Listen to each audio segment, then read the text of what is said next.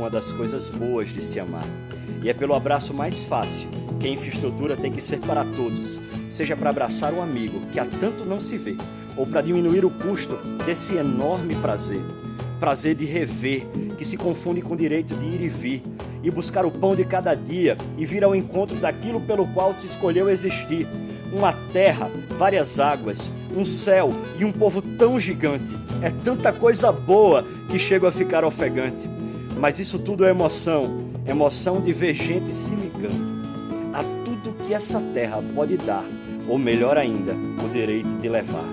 Levar o que o suor do rosto produziu e que agora se encontra com um novo Brasil, que há muito tempo demonstra o quão pode ser grande, se grande for aquilo que nos une. Por isso, aeroportos não são luxo e nem estradas um mero asfalto.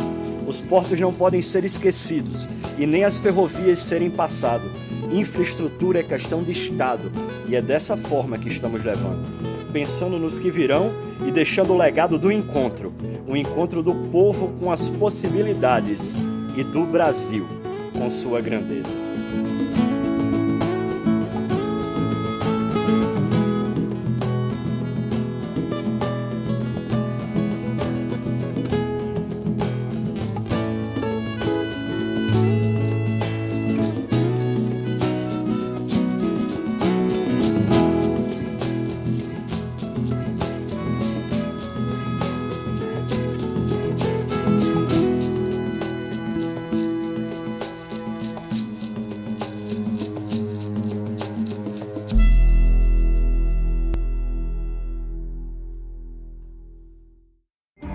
Em 2020, a história foi reescrita.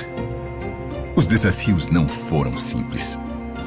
Mas os administradores dos portos brasileiros, as empresas de transporte e os operadores logísticos mostraram competência e eficiência, garantindo o abastecimento do país e das nações amigas. O momento é de buscar soluções e, principalmente, de abrir caminhos para a retomada do crescimento econômico do Brasil. É aqui que o Brasil Export se insere, exercendo seu papel de liderança estratégica neste ambiente extremamente relevante para a nação. E agora, muito mais robusto, com novos conselhos técnicos para o fomento de estudos, discussões e fóruns, todos comprometidos com a construção de um país melhor e mais competitivo. O Brasil Export é um fórum permanente, multissetorial, plural e agregador. Com atividades durante todo o ano, o fórum conta com importante apoio institucional do Ministério da Infraestrutura e reúne as principais entidades, associações e empresas que atuam no segmento. Os conselhos estão promovendo 6 fóruns regionais, fazendo com que os debates se multipliquem por todo o território nacional. O Fórum Nacional Brasil Export, mais uma vez, reunirá as principais lideranças e autoridades do setor logístico e de infraestrutura portuária.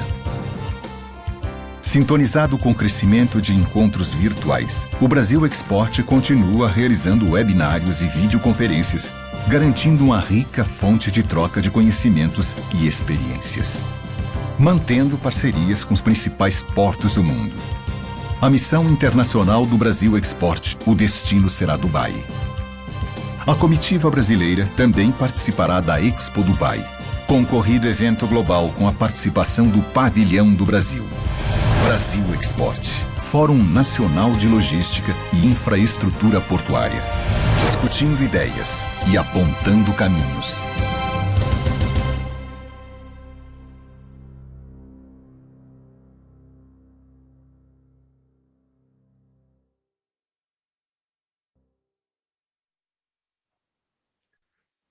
Bom dia, senhoras e senhores. Vamos dar início ao segundo dia do Sudeste Export 2021, Fórum Regional de Logística e Infraestrutura Portuária. Estamos transmitindo diretamente da sede da Alfândega do Porto do Rio de Janeiro para todo o Brasil e exterior. Por conta da pandemia do coronavírus, estamos com público reduzido presencialmente e seguindo todos os protocolos sanitários. Agradecemos a todos os participantes aqui presentes no Rio de Janeiro e online em todo o Brasil e também no exterior. Nossos próximos eventos serão Norte Export, dias 19 e 20 de julho, em Belém, no Pará. Centro-Oeste Export, dias 26 e 27 de julho, em Rio Verde, Goiás. Nordeste Export, dias 2 e 3 de agosto, em São Luís, no Maranhão. Santos Export, dias 23 e 24 de agosto, no Guarujá, em São Paulo. Sul Export, dias 30 e 31 de agosto, em Rio Grande do Sul. E o Brasil Export, dias 28 e 29 de setembro, em Brasília. Todos estão convidados. Gostaríamos de agradecer aos patrocinadores do Sudeste Export.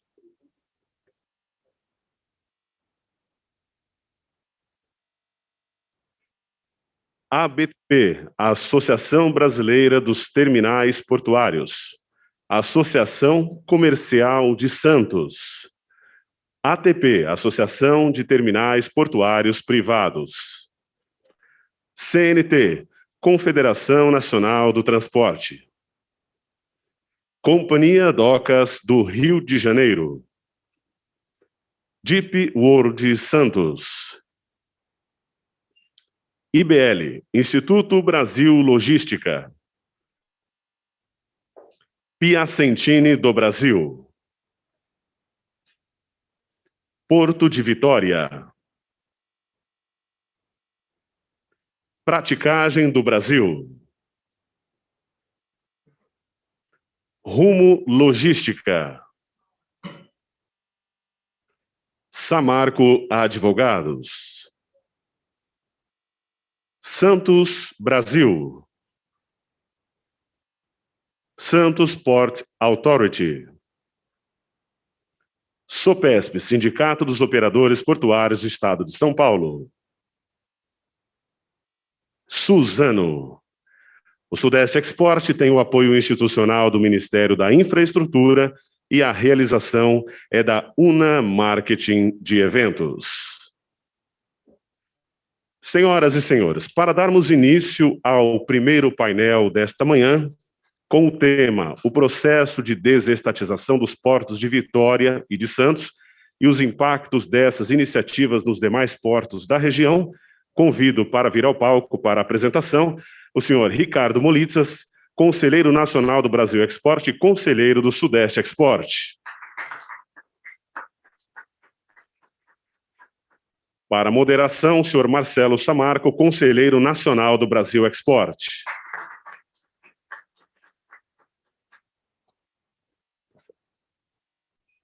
Como debatedores, o senhor Júlio Castiglione, diretor-presidente da Codesa.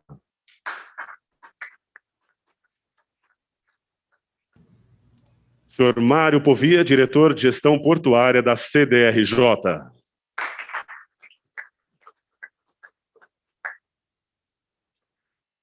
O senhor Cleverson Aroeira, superintendente do BNDES.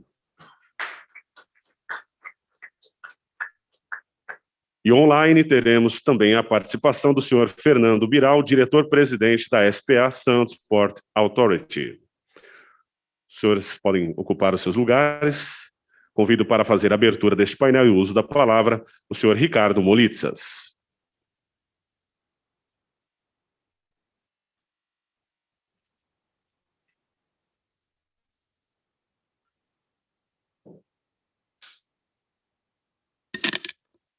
Bom dia a todos, bom dia Júlio, bom dia Mário, bom dia Cleverson, Marcelo Samarco. O assunto de estatização é um assunto que tem permeado todas as discussões aí já há algum tempo, né? E para contextualizar um pouco aqui, hoje nós temos autorizados pelo PPI a realização da desestatização de 5 portos, né? Começamos por Vitória, lá na Codesa. Temos a SPA, o Santos, temos São Sebastião, Codeba e o Porto de Itajaí, né? Todos esses portos já autorizados, já qualificados pelo PPI, alguns com os trabalhos mais adiantados, outros ainda no início da fase de estudos, e o mais adiantado que nós temos aqui, até com uma apresentação excelente ontem aqui do Júlio, né, que, pelo vídeo, sobre o processo de Vitória. Dentro desses processos aqui, e esses cronogramas aqui colocados, são os que estão declarados no PPI, depois o Júlio me corrige se tiver alguma coisa errada, mas o de Vitória aqui tem a publicação do edital no 4º trimestre de 2021 e a previsão do leilão para o 1º trimestre de 2022. E prevê aqui um CAPEX lá colocado de R$1 bilhão. O próximo processo que está mais adiantado é o processo de Santos, que prevê o edital no final do 1º trimestre de 2022, audiência pública prevista entre agosto e setembro agora de 2021, e o leilão para o final do 2º trimestre de 2022 ou início do 3º trimestre de 2022, com um CAPEX previsto de R$10,5 bilhões. Os outros processos, São Sebastião, Itajaí e Bahia, são os processos mais recentes, qualificados, e estão ainda no início da fase de estudos. Dentro das discussões que vêm acontecendo, e principalmente em Santos, que é o segundo processo que está acontecendo, muito tem se discutido em cima daquilo que está sendo feito lá em Vitória, né? Do que apareceu em Vitória, dos resultados da consulta pública e dos ajustes que vêm sendo feitos no processo de Vitória. E aí surgem 5 questões que vêm sendo muito debatidas, né?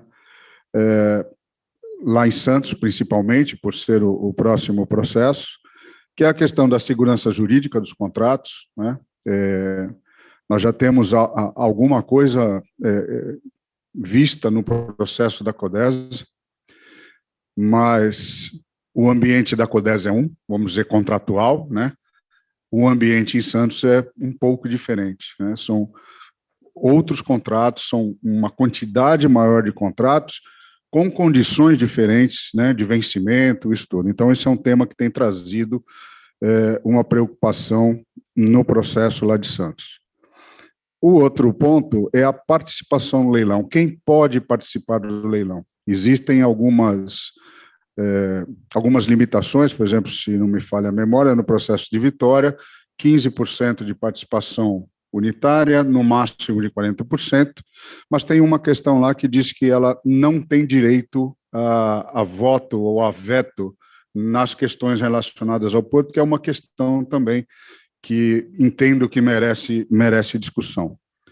A outorga variável é um assunto que tem sido bastante discutido, a outorga variável de 7,5%, e aqui a gente entende que essa outorga variável, ela prejudica ou ela penaliza, né, o ganho de eficiência e o aumento de movimentação nos terminais. Então, é um outro tema também que está sendo bastante discutido. Depois, nós temos as questões dos investimentos. Nós entendemos que os investimentos eles devem ser, sim, todos colocados relacionados à eficiência do porto, ao aumento de capacidade, à tranquilidade nos acessos rodoviário, ferroviário e aquaviário. Entretanto, em alguns processos têm aparecido investimentos que não estão relacionados diretamente com a operação dos portos, né? E isso preocupa, porque entendemos que esses investimentos podem sim ser colocados dentro dos processos, desde que eles sejam sustentáveis por si só. Ou seja, que a busca do retorno desse investimento seja feito dentro de outro ambiente que não o ambiente portuário, porque isso certamente, ficando dessa forma, vai gerar uma pressão tarifária, né, para os operadores do porto de uma questão que está fora da operação do porto. E aqui, por último, a regulação tarifária, né? A gente tem determinado teto tarifário, mas se prevê que esse teto tarifário vai ser resolvido ao longo dos próximos 5 anos, né? E o que acontece nesses 5 anos? O que vai acontecer até lá? Em que patamar vão estar essas tarifas, né? Então, entendemos também que deveria ser uma regulação feita no momento do processo de privatização, que essa regulação fosse feita. E aqui tem uma outra questão, tem a regulação do teto tarifário. mas entendemos que é fato que, na passagem de uma empresa pública para uma empresa privada, haverão ganhos imediatos de eficiência, né, por investimento em tecnologia, tudo aquilo que a gente sabe que vai ser muito mais fácil para a empresa privada fazer. Como dividir essa rapidez de eficiência ganha pelo concessionário, né? Talvez houvesse que se discutir a forma também de uma divisão desse ganho de eficiência rápido em favor dos operadores, e aí está tudo diretamente ligado à questão tarifária do porto, né? Então, esses são os 5 pontos que aqui eu listei aqui para direcionar um pouco a discussão, que são pontos aqui que não é novidade, pelo menos para nós aqui, né? São pontos que vêm sendo discutidos. E a questão de Santos é que, enquanto a gente não sabe o que vem, né, porque a gente ainda não tem conhecimento, só vai ser dado conhecimento ao setor no momento da audiência pública, as discussões estão sendo feitas em cima daquilo, né, que saiu lá de Vitória, e a gente vem promovendo as discussões e as conversas, tentando, vamos dizer assim, lapidar as coisas já para o processo de Santos, embora a gente entenda também que um processo feito para um porto merece ajustes para outros portos. Nós não vamos conseguir no Brasil que um modelo criado para o Porto de Vitória seja implantado em todos os outros portos do Brasil, porque os portos são diferentes, de características diferentes. E uma outra questão que chama a atenção é que nós temos 5 portos só, já qualificados pelo PPI, e os outros portos. A gente não tem uma sinalização do que acontece com os outros portos, e a gente tem uma eleição aqui em 2022. Como isso vai se comportar após a eleição, né, o segmento desse processo de desestatização nos portos do Brasil. Então é isso, obrigado.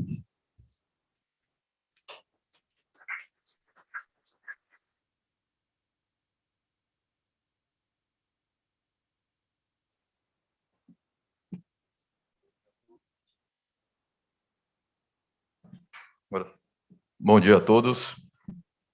Primeiramente, gostaria de cumprimentar o nosso CEO do Brasil Export, Fabrício Julião. Aqui, publicamente, agradecer pelo convite para passar a integrar o Conselho Nacional do Brasil Export, dizer que é uma grande honra receber essa missão e uma grande responsabilidade também, tendo em vista a excelência desse conselho e o nível das discussões que são travadas nesse ambiente. Cumprimento também aqui o Dr. Mário Povia, nosso presidente do Sudeste Export, parabenizando já pela realização desse evento. Cumprimento o nosso apresentador aqui, Ricardo Molitsas, que já endereçou muito bem os temas que iremos debater nesse painel, e cumprimentando os colegas aqui, debatedores, Júlio Castiglione e o Cleverson, representando aqui o BNDES. Bom, e já partindo objetivamente, né, para as discussões dos temas, né, desse importante tema da desestatização dos nossos portos, discutimos isso no ano passado, mas numa situação bastante diferente, onde não tínhamos ainda um desenho, né, pelo menos do primeiro porto que estava ali na lista, né, das privatizações, que é a Codesa, e agora temos uma situação diferente. Agora nós temos já um modelo desenhado para a Codesa. Como o Ricardo comentou, isso não significa que esse modelo vai ser replicado na íntegra, né, para todos os demais portos, mas nos aponta um caminho, e em cima disso nós podemos aprofundar as discussões, né, e alguns temas, como são exemplo desses temas que foram comentados aqui pelo Molitsas, eles já estão sendo debatidos, né, já algumas preocupações foram levantadas, e aqui é o ambiente adequado para podermos aprofundar esse debate. Um deles, como foi colocado, é a questão da segurança jurídica, né?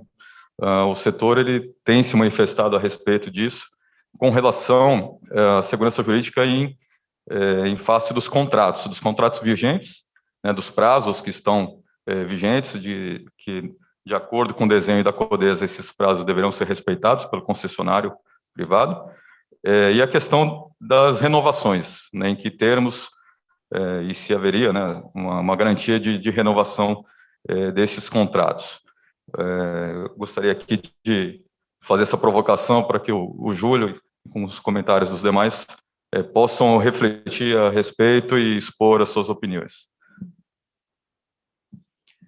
Bem, bom dia a todos. Mais uma vez, muito honrado, Fabrício, de estar aqui num fórum que tem sido tão fértil, né? Não só nesse momento aqui um pouco mais formal, mas também nos bate-papos que a gente tem nos corredores, na hora do café.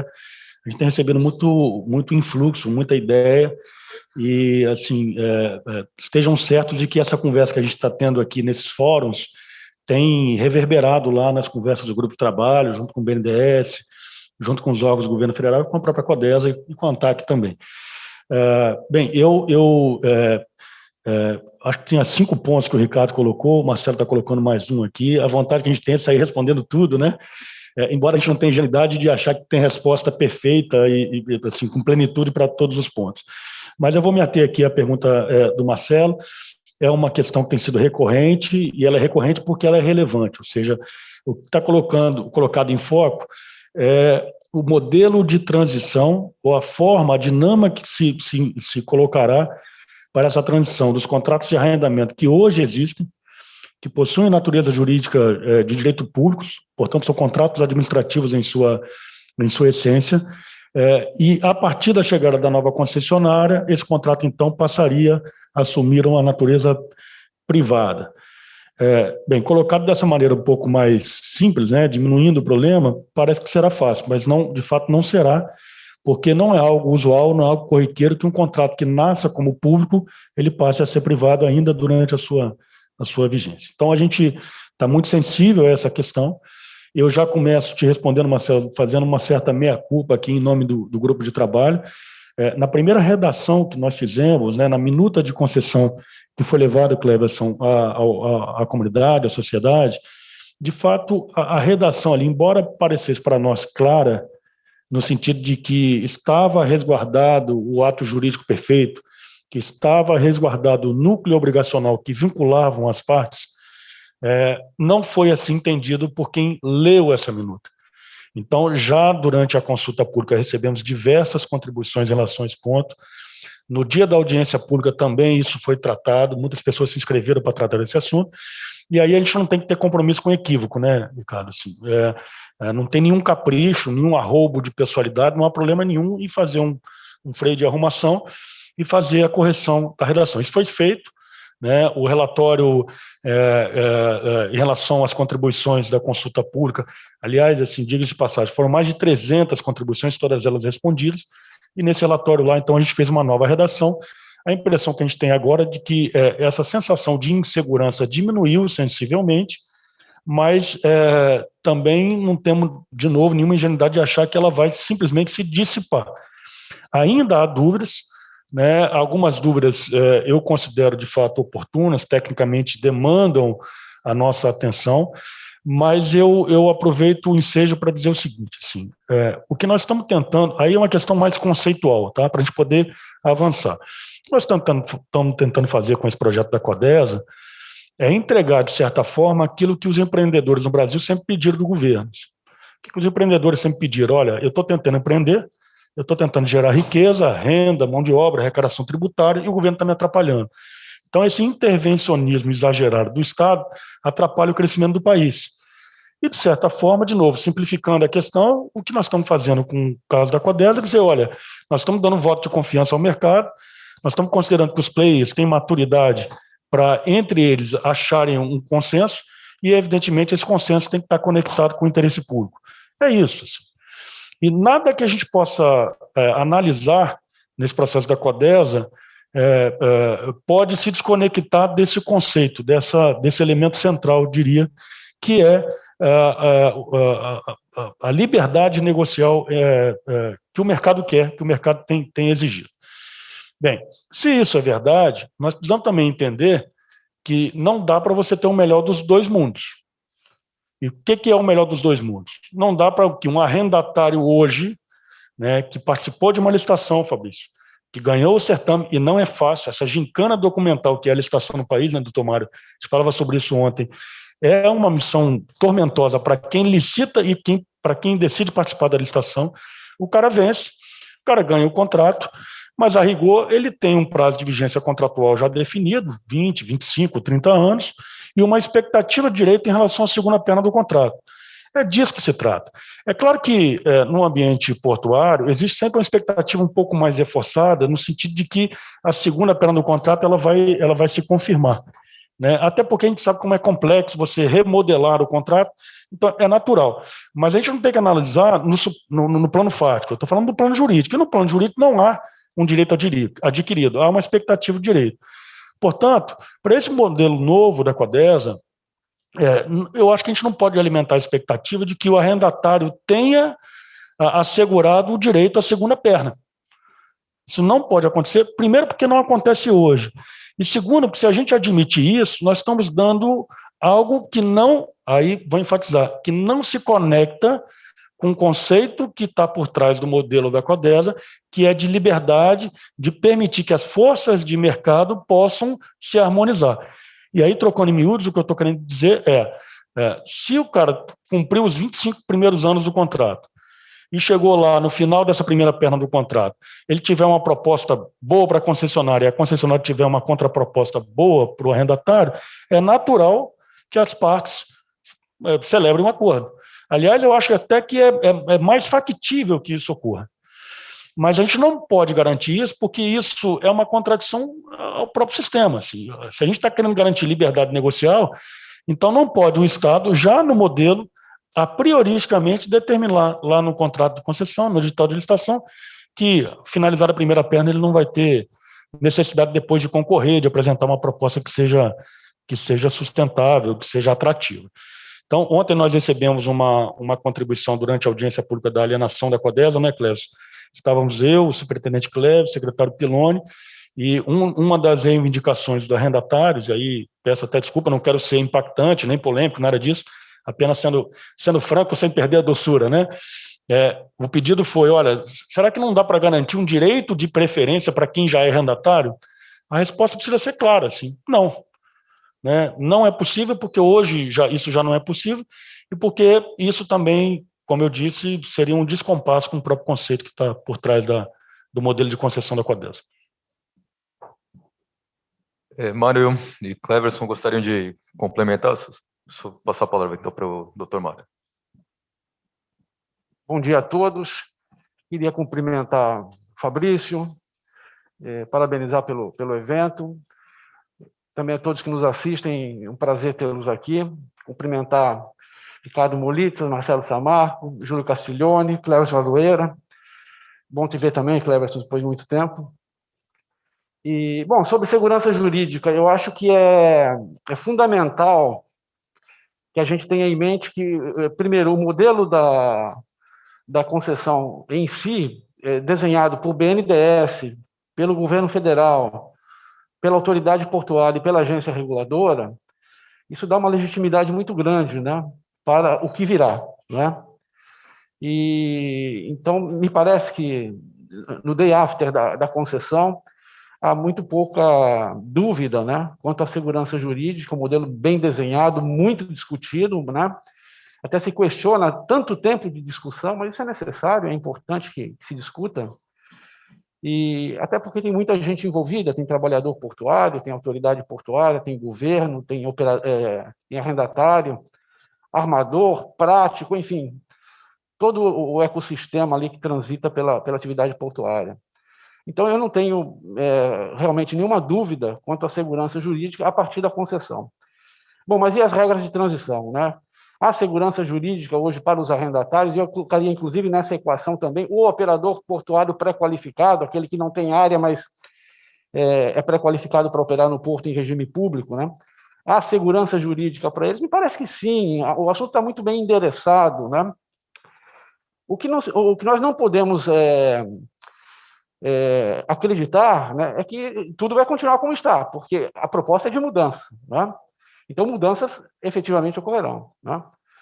E, presumivelmente, esse futuro concessionário vai trabalhar para maximizar suas receitas, né? E mitigar suas despesas. Qualquer um de nós que receber essa missão provavelmente fará isso, né? Isso significa, talvez, uma renegociação com os contratos de arrendamento, mas agora convolado em regime privado, não mais em regime público. Isso é uma inovação, mas é uma inovação muito positiva, porque, repito, a gente está atrás de mudanças que propiciem, não é, uma dinâmica diferenciada. E tal como está muito ruim, né? Nós temos hoje uma autoridade portuária totalmente travada do ponto de vista de governança, né? Com os controles públicos e com os controles privados também. Tem conselho de administração, conselho fiscal, auditoria, vamos ter corregedoria agora, enfim. Então, Cleverson, não tem perigo de dar certo, né? É muito complicado, né? Você tem que licitar para comprar, tem que licitar para fazer negócios também. Então, a gente vai sobrevivendo com esse modelo, mas está muito longe de ser um modelo adequado. Há quem chame isso de landlord. Não é landlord. O modelo mais parecido com o landlord que a gente vê hoje na Europa vai ser o nosso modelo concedido. O nosso modelo concedido, colocando um privado no comando, ele é muito mais parecido, em termos de governança, com o que a gente vê hoje no landlord pelo mundo, do que o que nós temos hoje. Desde que preservado, evidentemente, a questão de planejamento, né, e a questão de políticas públicas, né? Você não pode entregar o porto ao privado, pelo menos os portos pretensamente estratégicos, né, entregando para ele também todo o comando, né, de escolher mercados, de escolher cargas, preterir cargas, né, ou preterir outros operadores. Então, essa questão isonômica, pelo menos no primeiro momento, no momento de transição, ela é necessária. E eu vejo que os ganhos são tão grandes, são tão imensos em termos de governança, que tudo mais me parece ser residual. Eu não vejo assim, problemas nessa relação de transição entre arrendatários e o novo concessionário. Acho que vai se chegar a bom termo, seja em termos da equação econômico-financeira daquela relação, seja em termos de horizonte temporal, não é? Também é um ganho muito interessante, porque quando você convola o contrato do regime público para o privado, você tem essa liberdade também de prorrogá-lo, né? Ou de encurtá-lo, ou, enfim, de dar novas diretrizes, né? E eu acho que aí está, é o modelo privado que nós queremos, né? É isso que se deseja. Então está aí o grande lance, né? Como foi em 93, quando passamos a operação portuária para iniciativa privada. Provavelmente discussões como essas aconteceram também, né? E foi um total êxito, né? A gente performa hoje a níveis mundiais. Então, não me preocupa realmente a questão da segurança jurídica, eu acho que isso vai ser muito bem endereçado, e evidentemente que pode acontecer um problema pontual aqui ou ali, e aí os níveis de regulação serão outros também. Eu penso que a agência reguladora está aparelhada para dar conta disso, né? E a própria estrutura da democracia brasileira, você pode recorrer ao Tribunal de Contas hoje, você pode recorrer ao Judiciário, enfim, né? E o assunto será bem endereçado. Disso nós temos muitas instâncias, até demais, né? Mas eu acredito que em nível de regulação, a grande maioria desses casos, quer dizer, uma grande maioria não precisará nem da regulação, desse endereçamento, uma pequena parte talvez precise de regulação, e penso eu que o nível de judicialização vai ser bastante baixo. Acho que aí a questão vai bem. Sobre a questão tarifária, eu não vou falar ainda, o Ricardo já levantou aí, mas o Marcelo não endereçou essa pergunta. Mas eu acho que vai ter um aumento tarifário, evidentemente. Seria uma ilusão acharmos que nós vamos continuar nesses níveis, até porque nós somos até ineficientes para repassar reajustes. O próprio modelo, né, inibe que você repasse inflação, né? Então, eu arriscaria dizer, como ninguém hoje está reclamando de tarifas portuárias, né, e que a coisa está bem generosa.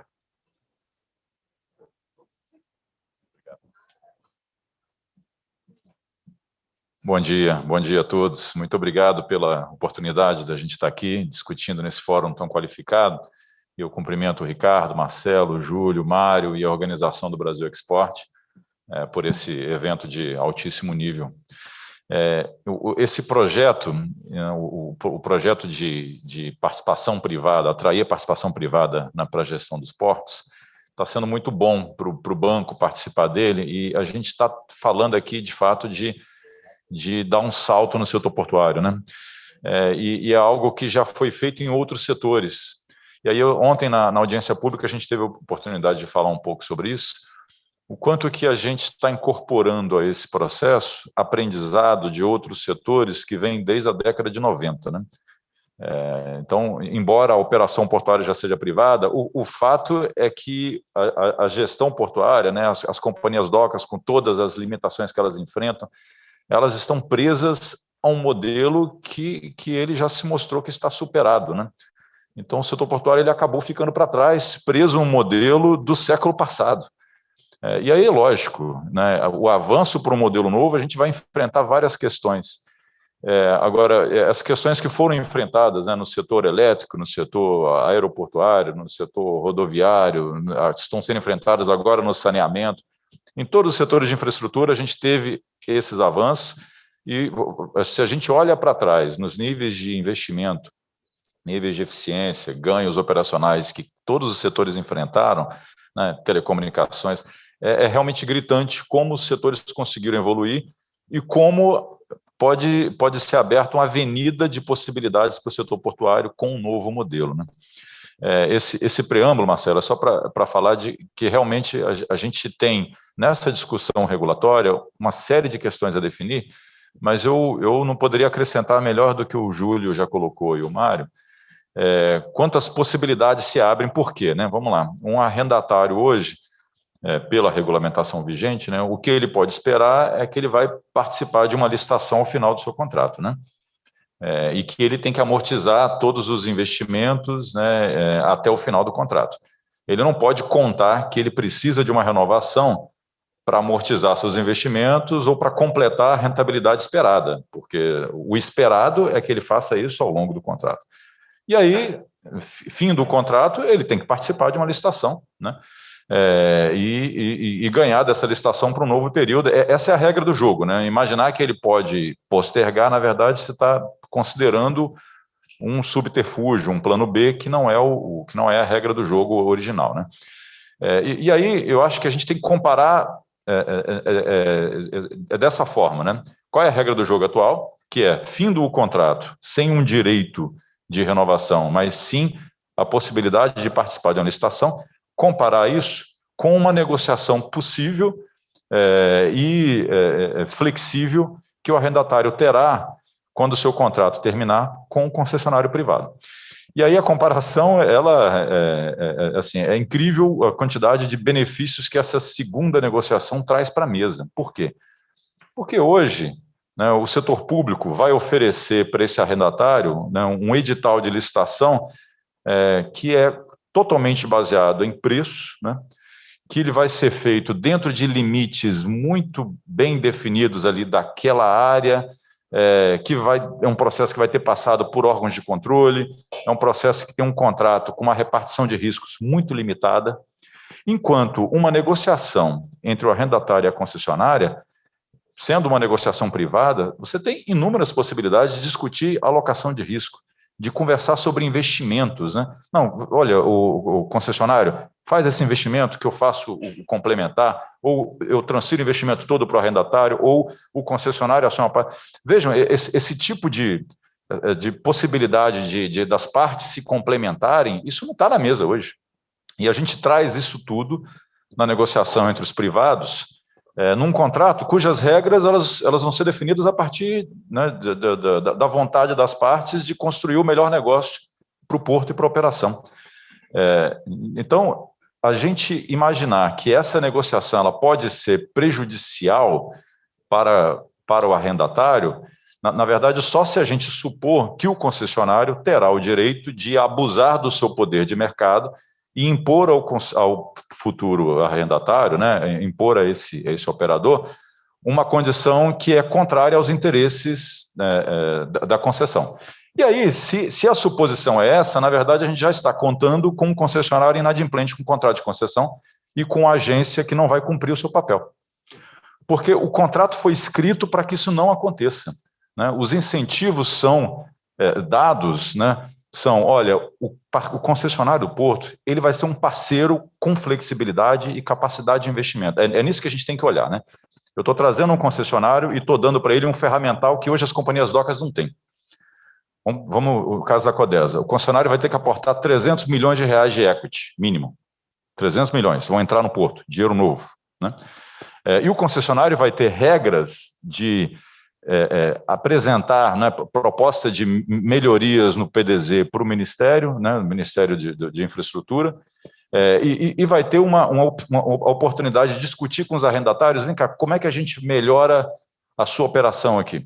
Como é que a gente tem que mudar nesse contrato? Está tudo flexível e aberto, né? Ou seja, um novo capítulo da operação portuária pode ser escrito respeitando os direitos, né? Se o arrendatário achar que não, meu contrato é perfeito para mim, eu não preciso mudar nada, eu quero manter do jeito que ele está garantido.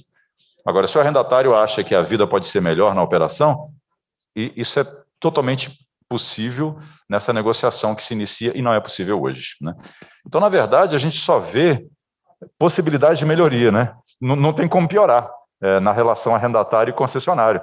Na verdade, eu estou trazendo um arsenal, né, um concessionário capitalizado, com flexibilidade, possibilidade ampla de considerar como melhorar no futuro, né, e uma vedação a prejudicar o direito adquirido, o direito do arrendatário, né, e a obrigação da agência a coibir qualquer conduta que seja discriminatória, anticompetitiva ou que configure abuso de poder da concessionária. Então, as regras do jogo são essas, e tendo em vista isso, eu só vejo um futuro melhor para essas partes funcionarem no porto.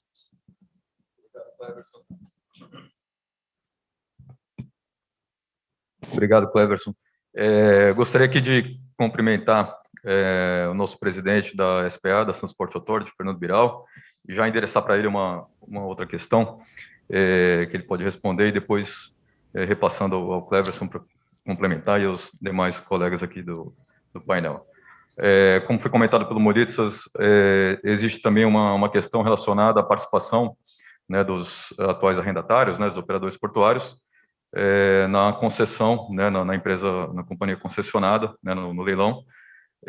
Isso já houve um avanço, né, através das contribuições que foram realizadas no processo da Codesa, né, houve uma evolução nesse sentido, chegando-se ao limite de 15% individualmente e 40% no total. Mas, como já foi mencionado, sem poder de veto. E aí eu pergunto ao Fernando Biral, se não seria, né, já que existe essa regra de limitação, até para proteger os interesses coletivos e estratégicos, né, da companhia, se não seria o caso também de avançar nessa questão do veto também. Então, passo aqui a palavra ao Fernando Biral para que ele possa comentar a respeito. Bom dia a todos. Agradeço aí ao Fabrício Julião por esse convite, né, participar desse debate também, né, com Samarco, Moritsas, o Júlio, o Povia e o Cleverson, né, com quem a gente tem debatido bastante essa questão da privatização, da desestatização. Sobre a questão que você colocou, Samarco, eu acho que é uma questão, assim, nós precisamos evitar, né, no setor portuário que haja um conflito de interesses muito grande entre você ter um concessionário, né, que tenha um interesse direto na operação, de forma que ele não privilegie os investimentos ou privilegie, por exemplo, uma regulação operacional em benefício próprio. Então, nós temos que ter aí algum mecanismo para evitar esse conflito de interesse.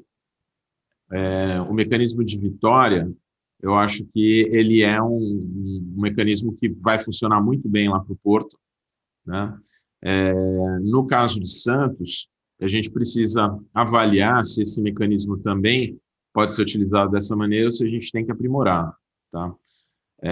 Acredito que, assim, toda situação de conflito de interesse, em tese, pela boa governança, deveria ser evitada. Agora, então, a gente precisa construir a governança necessária para que isso aconteça, tá?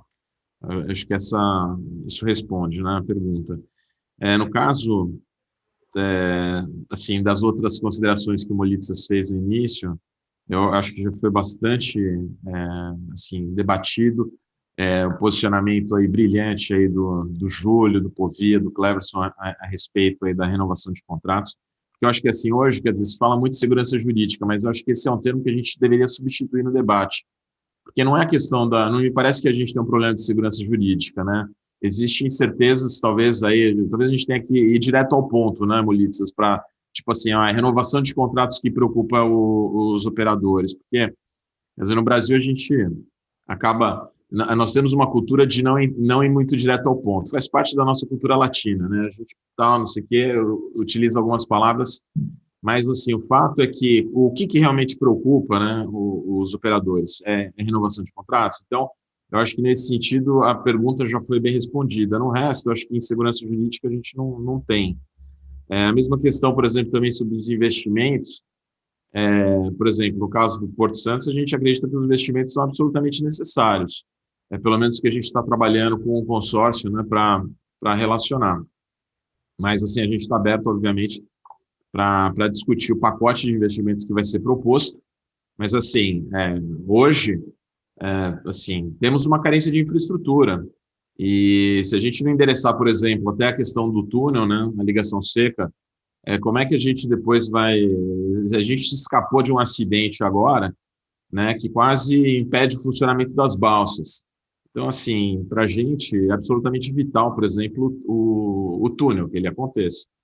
Né? Então, assim, questão dos investimentos, se tiver alguma coisa, enfim, além, né, da operação portuária, obviamente que a gente pode rever, mas nós estamos trabalhando com foco na operação portuária.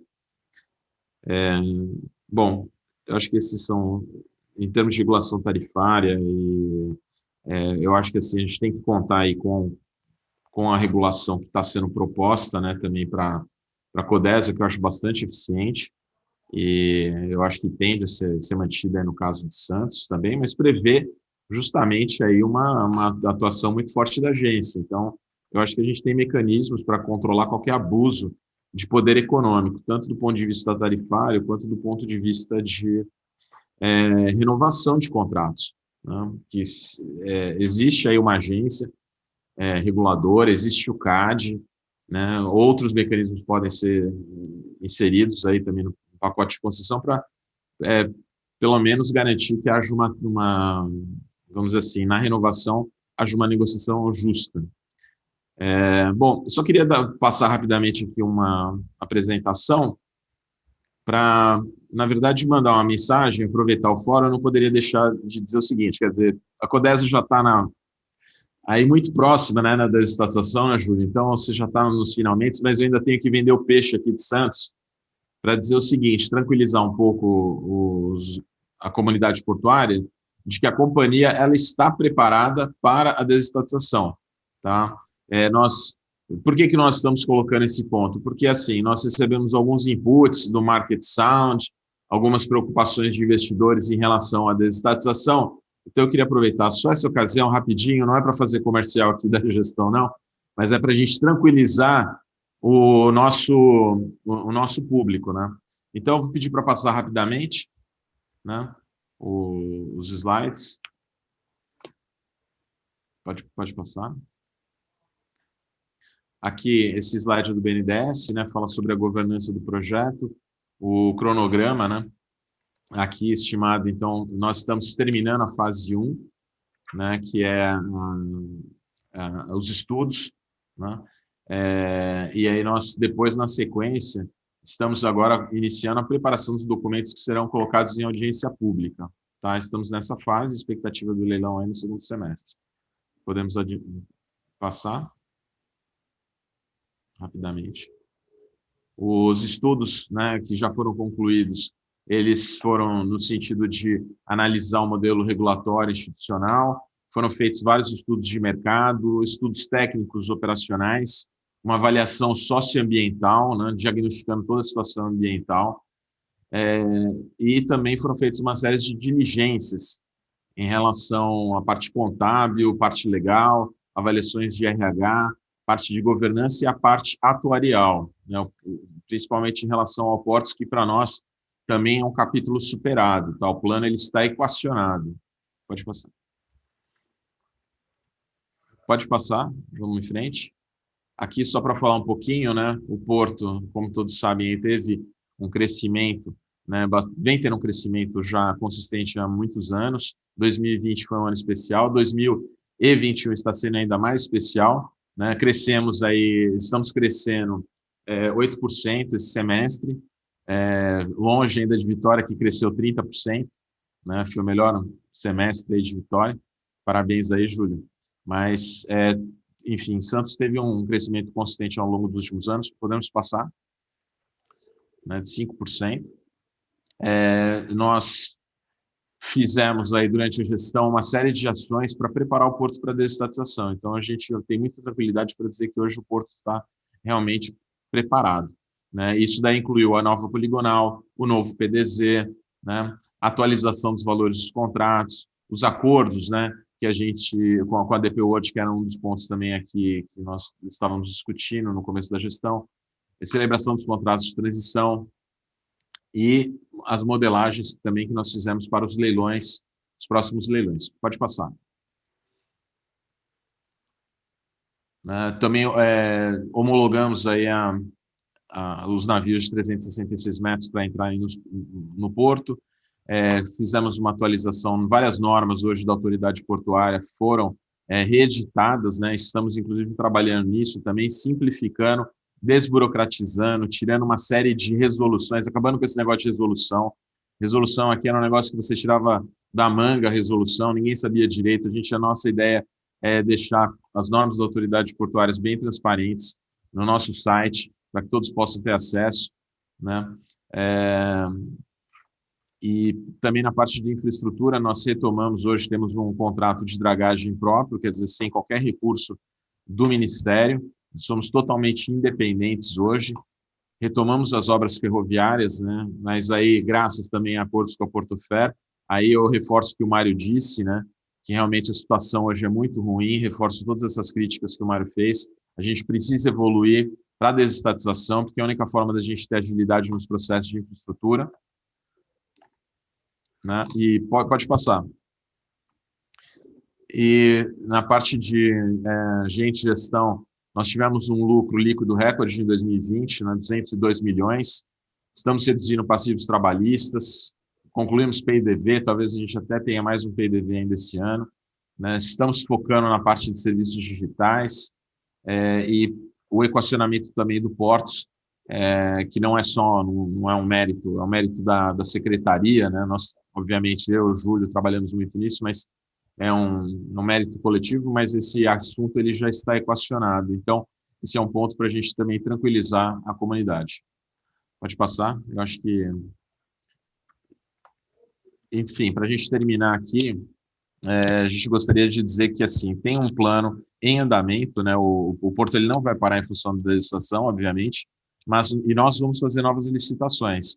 E essas novas licitações são a prova também de que a gente acredita no modelo atual e na segurança jurídica, porque esses novos contratos eles vão ser dados depois pelo privado. Obviamente que esses contratos vão ter que ser respeitados. Aí cabe, né, ao poder cedente, né, concedente, fazer as exigências para que no final desses contratos e no final do próprio contrato de concessão, a infraestrutura ainda seja preservada, né, para o Estado. Então, a nossa preocupação, obviamente, vai ser sempre com a infraestrutura, até porque a gente, na nossa experiência, a superestrutura, né, aqui em Santos, ela sempre acaba sendo sucateada, muito pouco se aproveita, mas nós estamos trabalhando para garantir, né, que a infraestrutura permaneça, né, e contando, inclusive, com esses contratos que estão sendo feitos agora, os próximos leilões, né, que a gente acredita que o modelo é um modelo que é resiliente, é um modelo que o contrato ele deve ser cumprido depois, né, entre as partes privadas aí. Então, assim, estamos muito confiantes na desestatização, Acreditamos aí que a desestatização não deve ser um motivo de preocupação para a comunidade, pelo contrário, eu acho que a comunidade deveria abraçar e apoiar muito para que isso aí saia no prazo mais rápido possível. Eu acho que é uma chance de ouro que nós temos no Brasil hoje de fazer esse processo, né, agora, terminar agora. Se a gente perder essa chance, a gente não sabe se teremos outra. Obrigado, pessoal.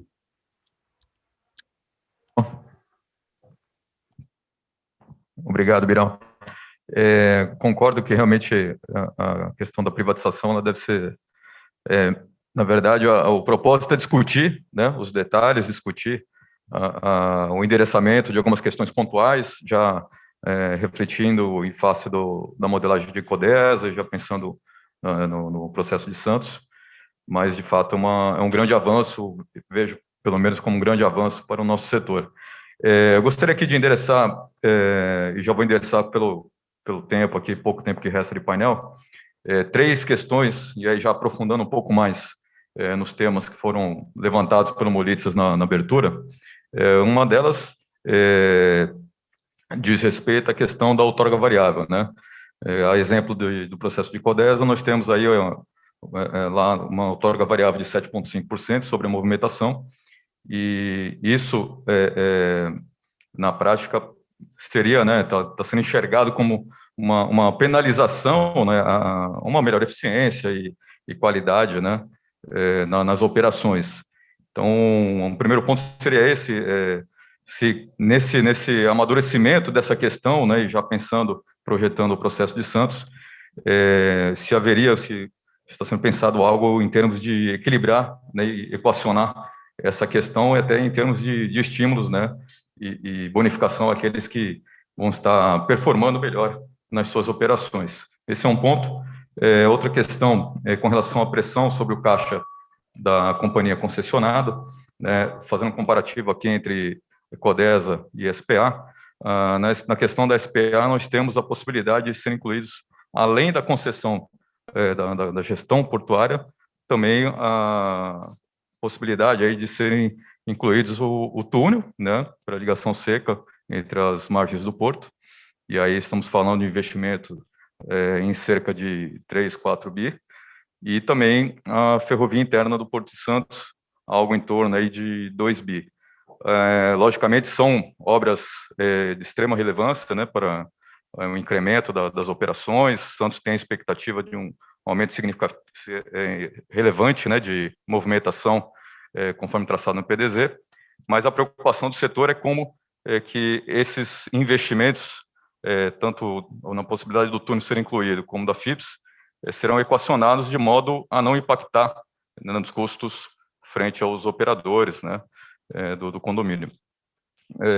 Como foi mencionado aqui, se haveria, né, se está sendo pensado algo no sentido de esses investimentos serem autossustentáveis, de modo a não impactar tão significativamente nos custos da operação. E uma última questão que diz respeito à regulação tarifária, né, e aí também tomando o exemplo do processo da Codesa, a expectativa é de uma regulação ex post. Então, dentro de um prazo estimado aí de 5 anos, contado da concessão, a preocupação nesse sentido é nesse primeiro período, até que se estabeleça essa regulação, como que ficaria, né, o critério tarifário, né, para os operadores, e aí estamos falando de previsibilidade e também de segurança para aqueles que estão operando nessa transição, né, do contrato público-privado para o contrato privado-privado. Então, eu gostaria de endereçar primeiramente ao Cleverson, Aroeira, essas 3 questões, passando depois a rodada para todos comentarem. Antes disso, eu vou passar aqui para o Molitzas complementar. Eu só queria fazer uma complementação com relação à questão do investimento. Na hora que nós falamos de FIPS, nós estamos falando de carga, ou seja, nós precisamos do incremento da ferrovia, tá certo? Para atender o crescimento dos terminais de granel, dos terminais que estão sendo construídos de celulose. Então, essa é uma questão. Quando eu falei a questão do investimento, e aí o Birão trouxe a questão da ligação seca Santos-Guarujá, aí tem uma questão seguinte: essa ligação seca, ela não vai se prestar até pelos estudos já realizados, a movimentação de carga. Ela se trata muito mais de uma questão de mobilidade urbana. E é aí onde eu entendo, não só nesse processo, mas nos todos que estão por vir, que investimentos desse tipo colocados dentro das desestatizações dos portos não podem, na minha visão, exercer uma pressão tarifária nos entes do porto. Ou seja, elas podem ser colocadas dentro do processo desde que elas sejam autossustentáveis por uma outra equação qualquer, mas não por um aumento de tarifa no porto para se fazer um tipo de investimento desse. E a questão do canal do Porto de Santos, a gente já sabe, tem especialistas aqui que eu vejo na plateia, a questão do acidente, ele não tem a ver com a ligação seca. Né? Se a ligação seca existisse, o acidente iria acontecer da mesma forma, tá? Independente se ela existisse ou não. Né? O que acontece ali é que você interrompe um serviço que você poderia ter a opção desse serviço de outra forma.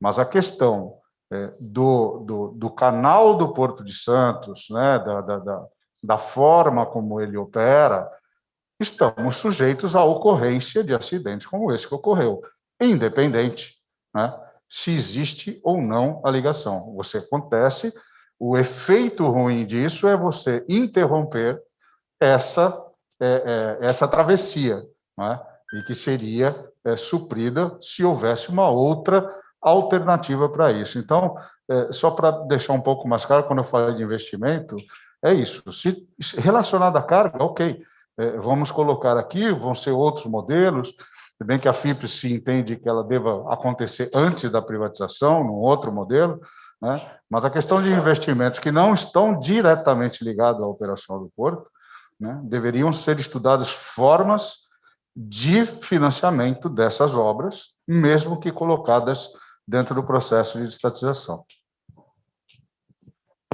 Joia. A pergunta é muito boa, ela me dá a oportunidade até de falar um pouco sobre como é que a gente constrói a modelagem financeira do projeto, porque tudo, no final das contas, é resultado, essas decisões são embasadas nessa modelagem, né? Tanto em Vitória quanto Santos, primeiro a gente, né, constrói uma visão de futuro dos portos, e, logicamente, é uma visão em que a gente considera que esse operador, ele vai ter capacidade de popular esse porto, né?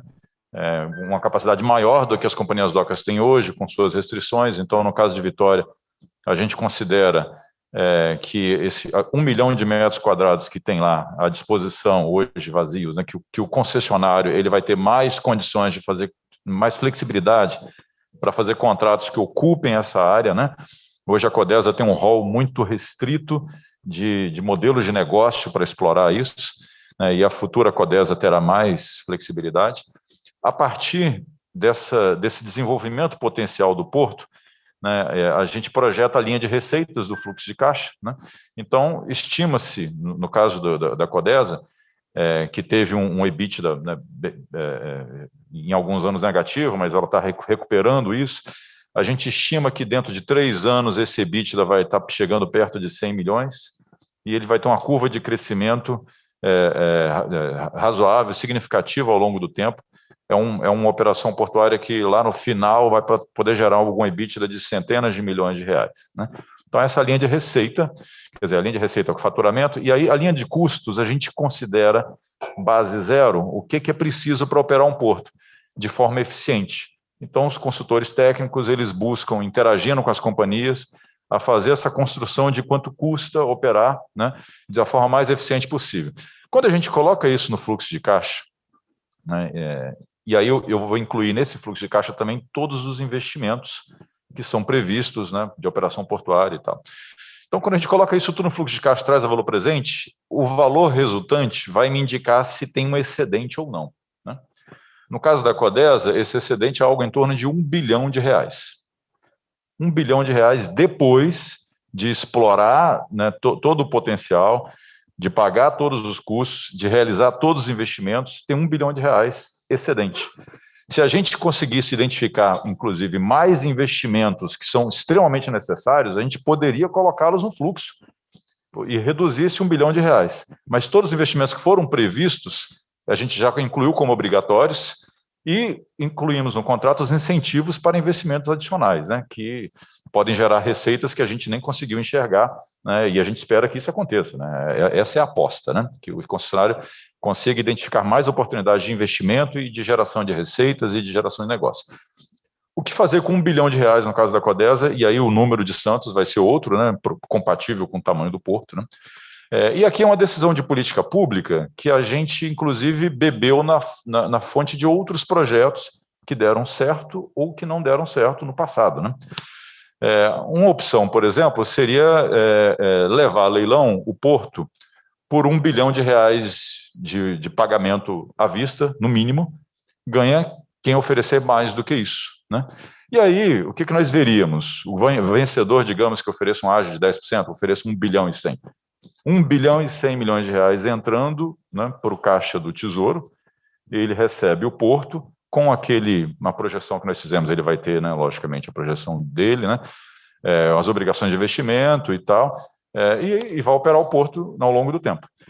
A gente pensou o seguinte, bom, se eu extraio todo o valor excedente do porto no momento zero, e esse valor já é apropriado pelo Tesouro, se lá na frente, por exemplo, né, são 30 anos, né, 35 anos, o Tesouro, o Poder Concedente identifica uma necessidade de um investimento não previsto, um aprofundamento, uma construção de qualquer outra coisa, tanto em Santos quanto em Codesa, aquele valor de R$1 bilhão já entrou e provavelmente já foi gasto, né? Então vai ter que ser discutido lá na frente um outro equacionamento de fontes para esse novo investimento. Então, qual decisão que a gente tomou? Bom, ao invés de eu cobrar R$1 bilhão upfront, eu vou dividir isso, uma parte upfront e uma outra parte o concessionário paga ao longo do tempo. Fica como um crédito da União, né? Sendo um crédito da União, se a União identificar ao longo do tempo, por razões de política pública legítima, né, que esse porto ele tem que lançar mão de recursos para fazer mais investimentos, para atender alguma necessidade ali da comunidade, das cadeias que utilizam o porto, esse crédito pode ser usado em favor disso. E a gente não vai precisar lá na frente discutir com o Tesouro de onde tirar um novo recurso. Por quê? Porque o porto é gerador de recurso e tem um crédito que ele vai pagando à União ao longo dos anos. Então, esse recurso ele já sai do próprio porto e vai estar previsto, né? Então, ao invés desse R$1 bilhão, que não é R$1 bilhão, tá? Eu vou corrigir aqui minha conta, né? R$1 bilhão é o valor do porto, tem um passivo da Codesa que é cerca de 100, então a gente está falando de 900 milhões líquido, né? Ao invés desses 900 milhões serem pagos upfront, uma parte deles é o critério de leilão mínimo e a outra parte é paga ao longo do tempo e é um recurso, que é um colchão para o desenvolvimento futuro do porto. Esse recurso que vai ser pago ao longo do tempo, eu posso estabelecer isso como uma outorga fixa, ser pago anualmente. Vou chutar um valor aqui, R$50 milhões, né, ou R$60 milhões. Assim como foi feito nos aeroportos. Vocês vão se lembrar que nos aeroportos, a outorga ela não foi paga no início, né, ela ganhava quem oferecia maior outorga a ser paga ao longo de 25 anos. Né? Então, os operadores hoje, né, de aeroportos, principalmente depois da Covid, eles estão enfrentando uma situação delicadíssima, que eles têm uma conta de outorga fixa para pagar todo ano. E essa conta ficou grande, agora que o mercado, que as condições de mercado e que a receita do aeroporto oscilou. Porque a outorga é fixa, ela não reduz. E qual é a margem que o setor público tem de abrir mão de receita, de reduzir um valor a receber? É praticamente zero. E aí, qual a margem de negociar que o operador privado tem? No final das contas, você esbarra num problema que ninguém consegue, tem muito difícil de resolver, né? E que tira a sustentabilidade do negócio. E isso é ruim para todo mundo, para o poder concedente, para a comunidade portuária, para o operador do porto, para o gestor do porto. Um porto com as contas apertadas, uma concessionária com as contas apertadas, ela não investe, ela tem que cortar custo, né? Então, no final das contas, uma coisa que a gente aprendeu a outorga que vai ser paga ao longo do tempo, uma parte pode ser fixa, mas eu posso converter uma parte dela em percentual. Então, os 7,5% da Codesa, eles poderiam, ao invés de ser 7,5%, poderia ser 0, e eu cobrar ele todo agora na partida. Ou eu poderia, ao invés de ser 7,5%, transformar ele num valor absoluto e colocar como obrigação. Ele tem que ser pago de qualquer jeito, é um excedente, né? Ou então eu faço o seguinte, eu converto ele no percentual e dou para o operador privado uma espécie de um hedge natural. Porque se por acaso você tiver anos em que houver uma frustração de receita, os 7,5% não vão ser 60 milhões, podem ser 50 milhões, podem ser 70 milhões. Há um compartilhamento de risco entre o operador do porto e a União, né? Então, de certa forma, a gente entende que esse 7,5% em percentual, né, a outorga variável em percentual, ela é benéfica para a operação do porto, porque ela traz mais previsibilidade, mais segurança de que, se por acaso enfrentar uma adversidade no negócio, eu vou compartilhar esse risco com o poder concedente, né? E se por acaso o negócio for muito melhor do que a gente pensa, Barra do Riacho, né, que é impossível prever agora o que Barra do Riacho será em 15 anos, se aquilo for realmente um negócio espetacular, o erário, né, esse percentual, ele vai poder se apropriar desse valor que também será gerado para a concessionária, né? Então, na verdade, é uma decisão financeira sobre como esse excedente vai ser apropriado. E aí, são duas decisões tomadas aqui. Uma, que ele seja apropriado ao longo do tempo e não upfront.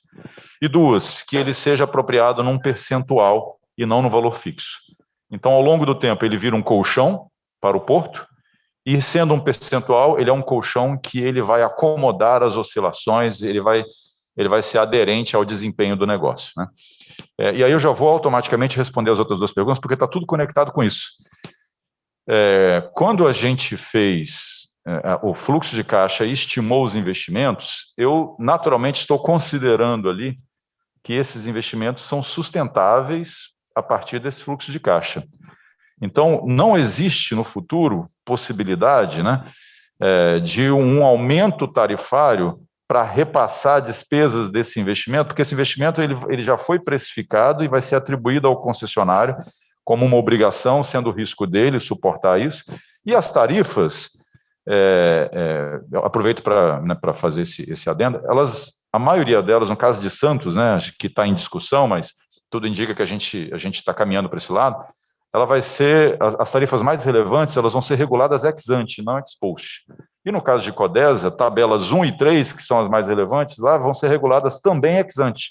Então, a gente não vai ter uma indefinição ao longo de 5 anos para definir tarifa depois. Elas vão ser definidas à partida. Só que é um modelo tarifário mais flexível, né? É um modelo tarifário que não é tarifa teto, ela é um teto da tarifa média, né? Eu tenho ali uma tarifa, um máximo de valor por tonelada de porte bruto, e dou ao concessionário, né, uma flexibilidade, né, para melhor gerir ali a sua capacidade do porto. Desde que, na média, né, para cada tipo de carga, ele obedeça aquele teto. Então, ele não pode cobrar muito para né, e nem pode cobrar. Se ele cobrar muito pouco, por exemplo, né, ou se ele cobrar muito, se ele abrir uma dispersão muito grande, porque ele tem que ficar na média, ele também tem uma regra do contrato que limita a dispersão. Então, é uma combinação de duas coisas, é um teto médio, é um teto aplicável à média e um limite de dispersão. E o concessionário pode navegar dentro dessa banda, né? Ele pode oscilar dentro dessa banda. Esse valor é definido ex ante e não ex post. A regulação ex post, ela, no caso da Codesa, é nas tabelas 2 e 4 a 7, né? E no caso de Santos, que está seguindo essa experiência, pode ser até que a regulação ex ante seja mais ampla, né? Pelas preocupações que a gente tem com a operação do porto, e aí em breve isso vai ser tornado público. Mas, ao falar sobre isso, Ricardo, a gente já dá a seguinte mensagem. Se é definido ex ante, e isso foi baseado na resolução 32 da ANTAC, você não tem reposicionamento de tarifa ao longo do tempo. A tarifa já é definida agora e ela vai ser atualizada pelos parâmetros do contrato, né? E você não tem repasse para o valor da tarifa de investimentos que são estranhos à operação. O valor da tarifa ele é definido em função do custo de operação mais a remuneração adequada né, para a prestação desse serviço. E assim vai ser, né? O valor, por definição, que é regulado, ex-post, na verdade, ele é livre, é o valor de receitas patrimoniais, é o valor de aluguéis dentro do porto. Esse, sim, ele vai ser definido, né, pelas negociações entre os parceiros privados e não ex ante, né? E algumas tarifas que vão ser definidas ex post, mas o que a gente chama regulação por ameaça. Qualquer tipo de conduta abusiva da concessionária, a ANTAQ estará vigilante para coibir, né?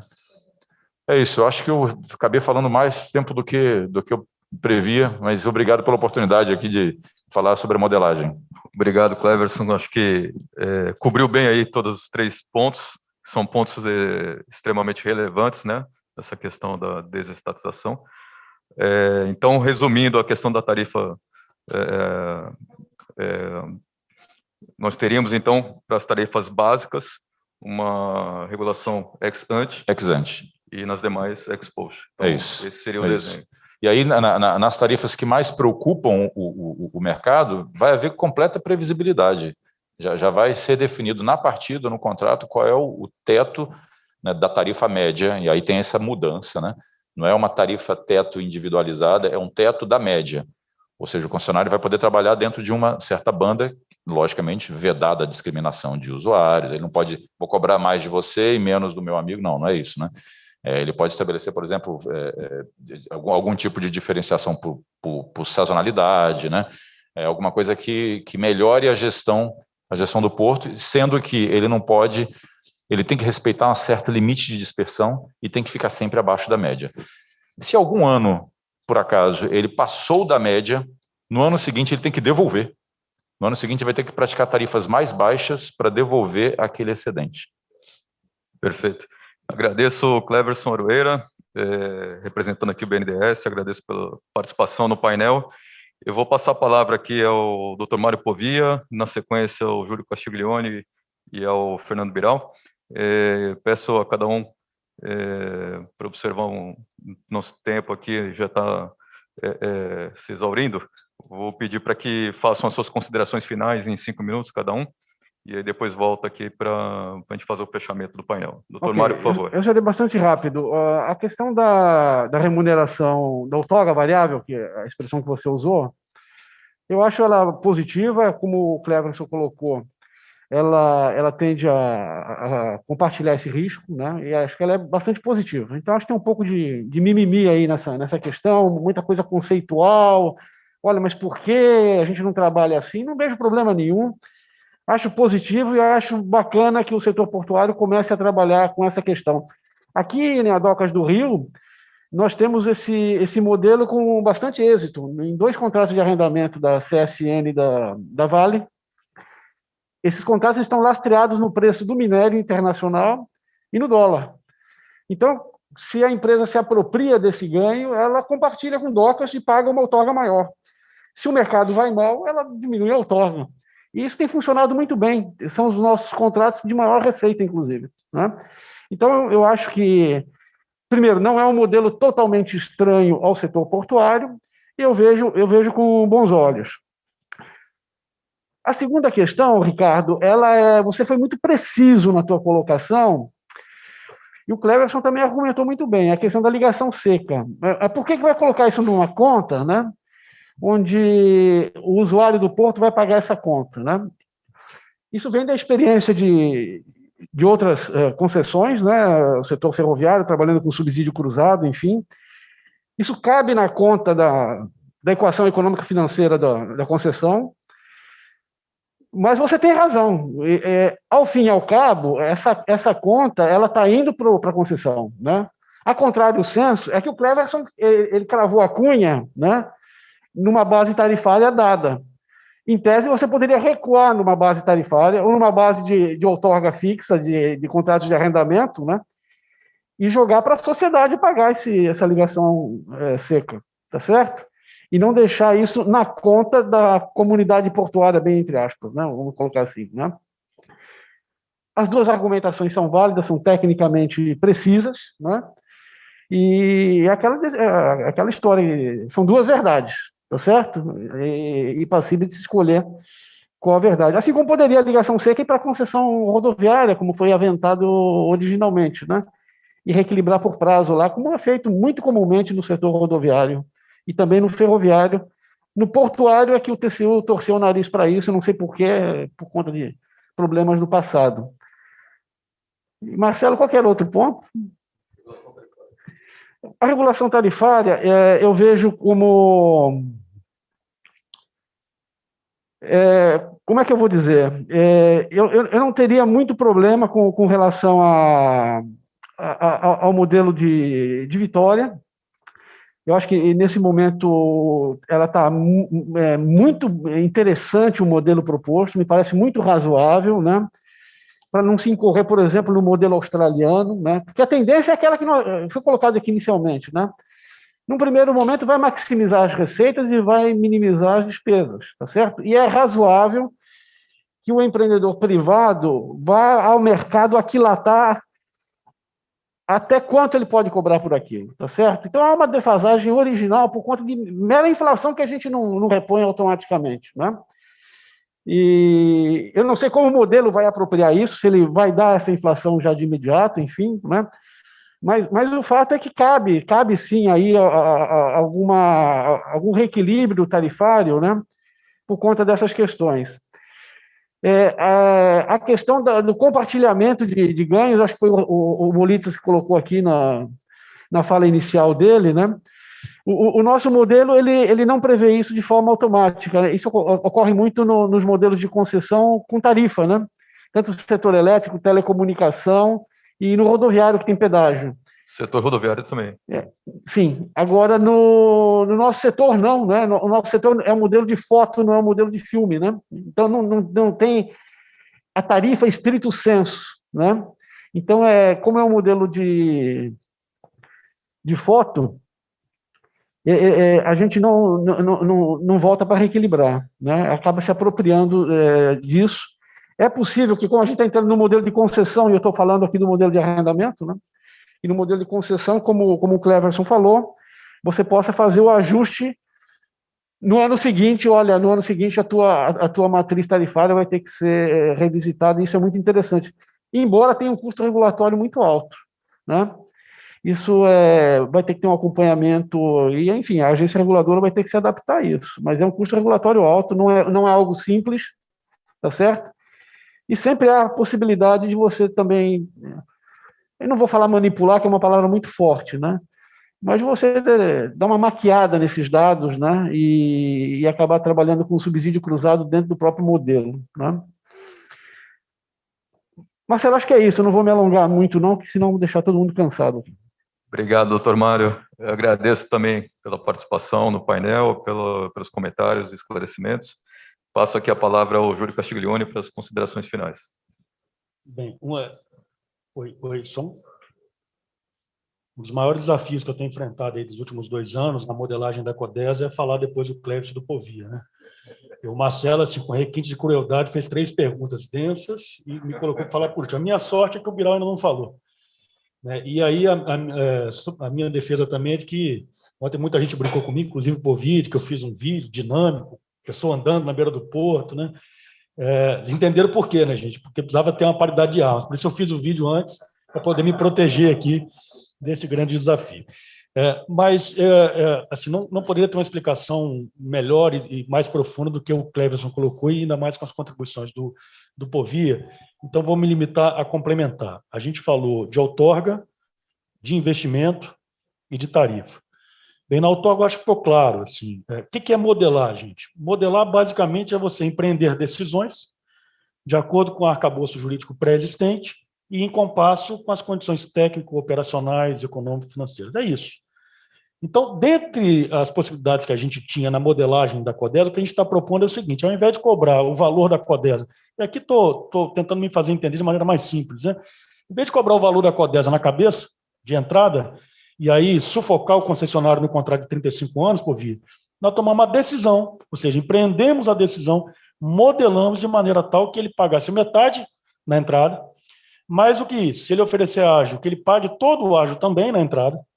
Por que a gente faz isso? Para evitar o que aconteceu, por exemplo, nos aeroportos, aconteceu também em alguns casos de modelagem rodoviária, em que as pessoas, os licitantes, mergulharam no valor da outorga, ofertaram uma outorga muito alta, pressionados, inclusive, talvez por uma linha programática do governo de então, de ter uma tarifa baixa, numa equação que é de difícil solução.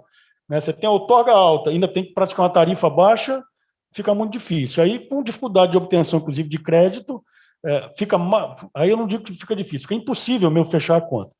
Então, a decisão da Codesa, como o Cleverson colocou, é baseada nas experiências pretéritas. O que nós estamos fazendo? Não cobra tudo de entrada, a gente cobra parte da entrada com ágio, a gente está chamando de outorga aí upfront, né, a outorga na cabeça. Você tem uma parte dessa outorga que é paga parceladamente, é carnê do baú, está lá, 25 parcelas anuais de 31 milhões de reais cada. Por que você faz isso? Porque você também barateia, inclusive, o custo de capital. Né? O cara não vai tomar aquele valor logo no primeiro ano de concessão, ele vai tomando na medida da necessidade. E depois disso, ou seja, depois a outorga que paga na cabeça e a outorga parte dela parcelada, tem aqui o que a gente chama de contribuição variável. E aqui o rigor terminológico não é coisa não é preciosismo de advogado, tá, Ricardo? Com uma plateia tão qualificada, é importante a gente ter esse rigor.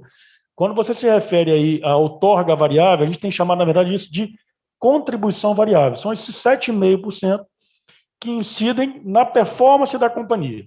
Ora, colocada a questão como você colocou, de fato, não há nenhum devaneio e pensar que esse modelo está capturando o ganho da concessionária e está pressionando a tarifa de quem paga a tarifa.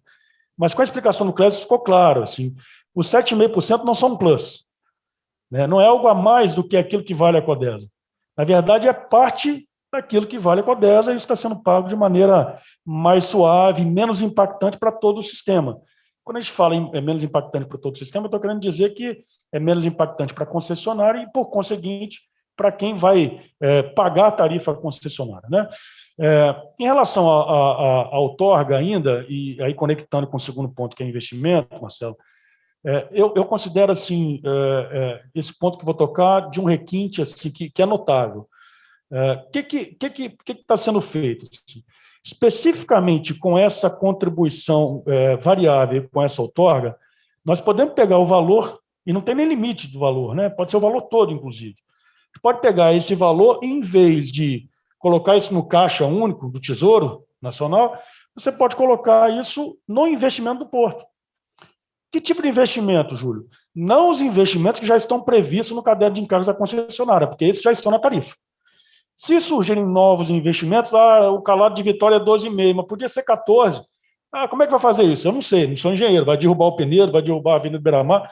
Eu não sei, mas se a engenharia tiver uma solução e se economicamente isso for sustentável, qual é a solução? Você pode buscar o valor da outorga para financiar essa obra superveniente, essa necessidade superveniente. Por isso, eu repito, considero algo requintado, por quê? Porque isso comprova, de maneira prática, que não há nenhuma intenção do governo federal em obter altos valores de outorga e capturar ganhos de maneira imediata para o cofre. Não é isso.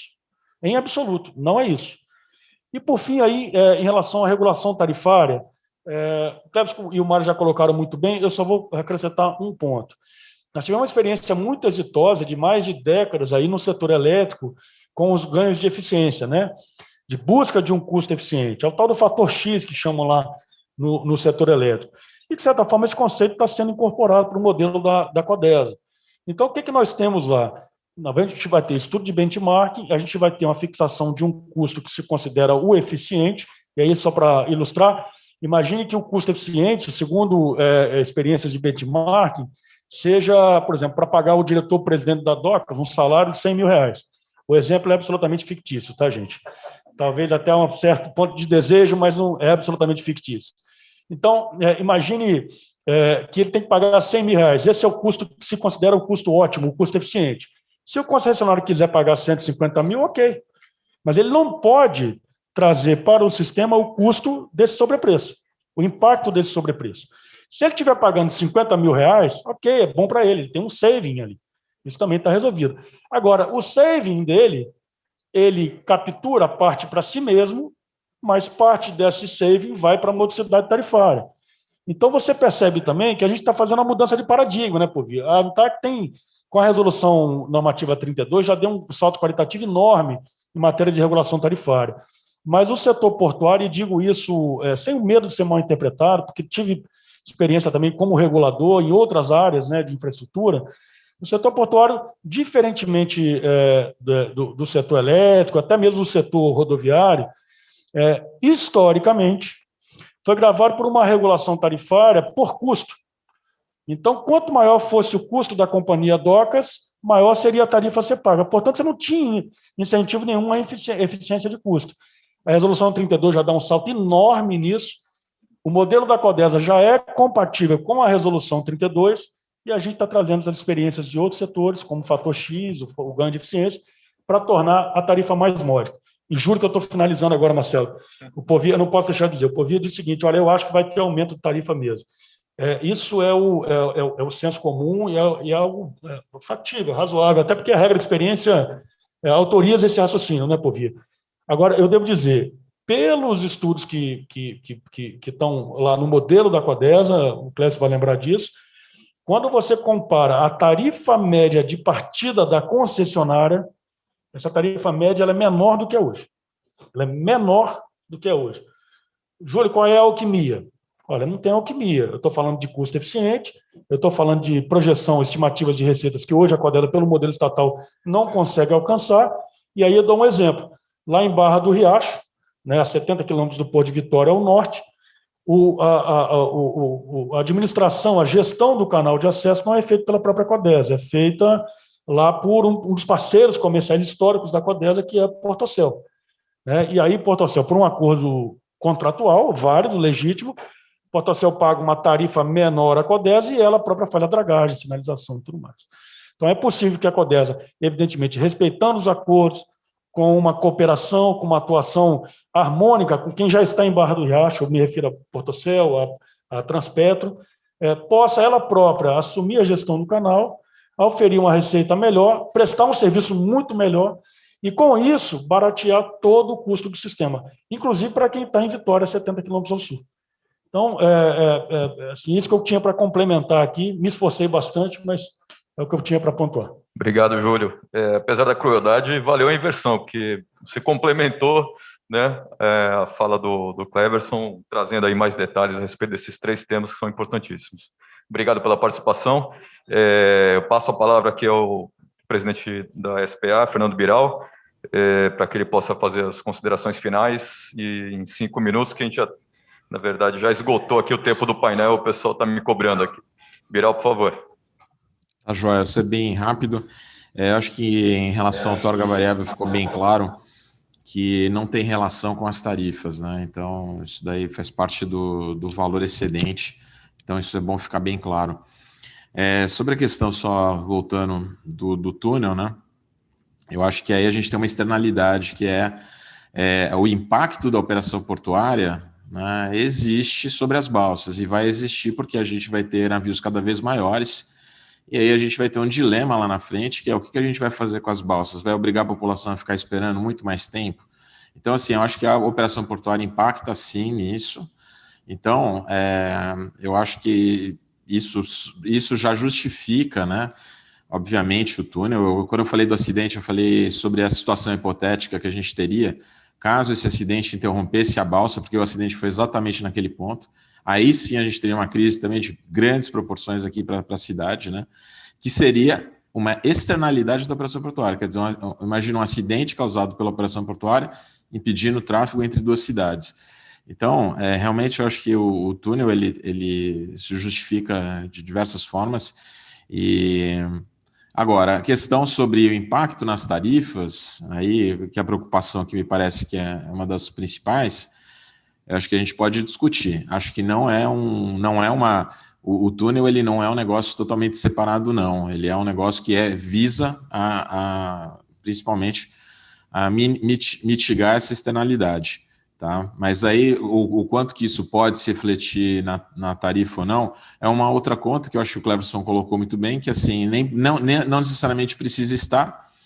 Quer dizer, isso precisa ser justificado, inclusive aí para a ANTAQ, porque essa vai ser uma atribuição da ANTAQ, regular de forma ex ante a tarifa, né? E aí, assim, eu acho que a tarifa, atualmente, nós estamos sem reajuste há 3 anos, né? Desde 2018 que a gente não tem tarifa. E se depender da gente, a gente vai fazer todos os esforços aqui para ser o mais eficiente possível e não gerar nenhuma tarifa, porque assim, como companhia pública, a ideia é preservar a competitividade do exportador brasileiro, né, principalmente, e facilitar também para a população no aspecto da importação, né, nos custos de importação. Então, obviamente que a gente não quer repassar tarifas. Agora, a tarifa ela tem que viabilizar os investimentos. A gente não pode correr o risco, né, de ter uma tarifa que depois, que é muitas vezes o desafio lá na frente, né, daqui a 15, 20 anos, da gente não ter uma tarifa condizente e que não permita os investimentos na fase final do contrato, né, que esse daí é um dos desafios das concessões. Então, assim, a gente, por um lado, a gente tem a pressão, né, obviamente, não pode reajustar a tarifa, não pode reajustar a tarifa, etc., né, mas, assim, as tarifas são efetivamente aí para a maior parte dos custos operacionais, né? Mas algumas manutenções estruturais também precisam ser colocadas. E a pior coisa que a gente pode ter é se a gente não conseguir depois prover uma infraestrutura adequada, né? Que eu acho que isso daí é um custo muito mais caro do que a gente ter, às vezes, uma elevação de tarifa. Então, essas são as considerações finais. Obrigado, pessoal. Bom, gostaria aqui de, inicialmente, agradecer a presença de todos aqui nesse painel, fazer um statement aqui, que eu não sou contra a ligação seca, muito pelo contrário, ela já devia existir há muito tempo.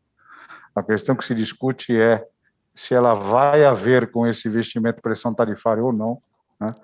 E aqui, Fabrício, a gente viu hoje aqui um exemplo da importância da discussão do Fórum Brasil Export.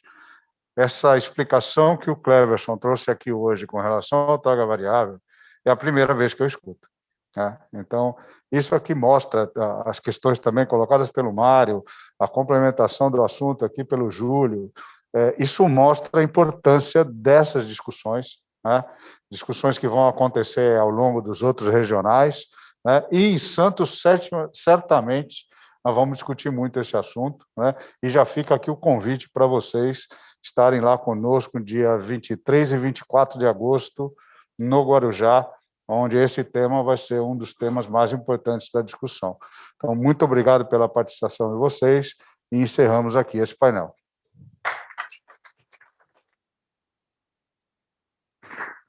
Nossos agradecimentos ao senhor Ricardo Molitsas, conselheiro nacional do Brasil Export e conselheiro do Sudeste Export, senhor Marcelo Samarco, conselheiro nacional do Brasil Export, senhor Júlio Castiglione, diretor-presidente da CODESA, senhor Mário Povia, diretor de gestão portuária da CDRJ, senhor Cleverson Aroeira, superintendente do BNDES, e online o senhor Fernando Biral, diretor-presidente da SPA. Os senhores podem novamente retomar os seus lugares no auditório, fazer uma foto oficial, e às 11h10 nós retornaremos com o painel 2 com o tema A visão do setor produtivo sobre os desafios logísticos e a gestão de portos do Sudeste. Obrigado.